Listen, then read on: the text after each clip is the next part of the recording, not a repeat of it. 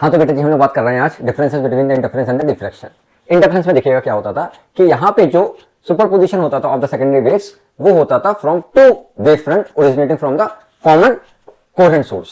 ठीक है, कहने का मतलब क्या हुआ, आपको अगर इंटरफेरेंस पैटर्न का डायग्राम याद हो तो यहाँ पे क्या होता था, एक सोर्स होता था, इस सोर्स से हम लोग क्या करते थे, दो नए सोर्सेस को ड्राइव करते थे S1 S2। एक वेव फ्रंट यहां से मूव करता था, एक वेव फ्रंट यहां से मूव करता था और कहीं जाके ये इंटरफेयर करता था और हमें क्या मिलता था, इंटरफेरेंस पैटर्न मिलता था।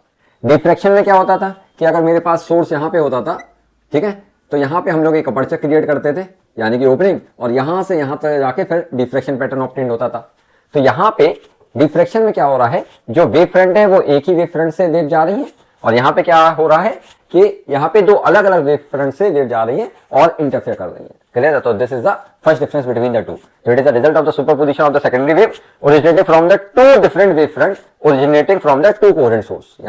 तो यहाँ पे क्या है, डिफ्रैक्शन में it is the result of the superposition of the secondary waves starting from the different parts of the same wave front. Clear है? एक ही वेव फ्रंट है, इनके दो अलग अलग पॉइंट से वेव जाके इंटरफेयर कर रही है और फिर डिफ्रैक्शन पैटर्न देखने को मिल रहा है। ठीक है, सेकंड पॉइंट की बात करते हैं। तो all the bright and the dark fringes are of same width, यानी कि आपको अगर इसकी वेव याद हो तो इस तरीके से बनता था, याद है? इन सब की वेव, जो वेव की विड्थ है यानी कि फ्रिंज विड्थ जो है वो सबकी क्या आती थी, सेम आती थी। तो डिफ्रैक्शन पैटर्न में क्या होता था, जो सेंट्रल मैक्सिमा होता था it is twice the secondary maxima. और ये बात है, यानी कि इसकी विड्थ क्या होती थी, इसके कंपैरिजन में क्या होती थी, ट्वाइस, या किसी की भी देखें तो जो भी सेंट्रल की होगी that will be twice the secondary maxima. Clear है? तो all the bright and the dark fringes are of equal width. इसमें the width of the central maxima is twice the width of any secondary maxima. All the bright and the dark fringes are of same intensity. इनकी intensity अगर देखी जाए तो सबकी क्या होती थी, सेम।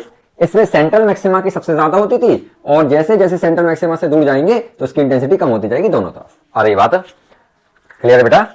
फोर्थ पॉइंट क्या है, reason of the dark fringes are completely dark और परफेक्टली डार्क। यानी कि इस केस में क्या होता था कि अगर जो रीजन होंगे ब्राइट फ्रिंज के वो कंप्लीटली ब्राइट होंगे, डार्क फ्रिंजेस कंप्लीटली डार्क होंगे, जिसकी वजह से जो एक्सपोजर होगा ब्राइट और डार्क फ्रिंजेस का वो बढ़िया होगा, है ना। इस वाले केस में क्या होता था, reason of the dark fringes are not perfectly dark, है ना। परफेक्टली डार्क नहीं हो किसके लिए, तो डिफ्रैक्शन पैटर्न के लिए।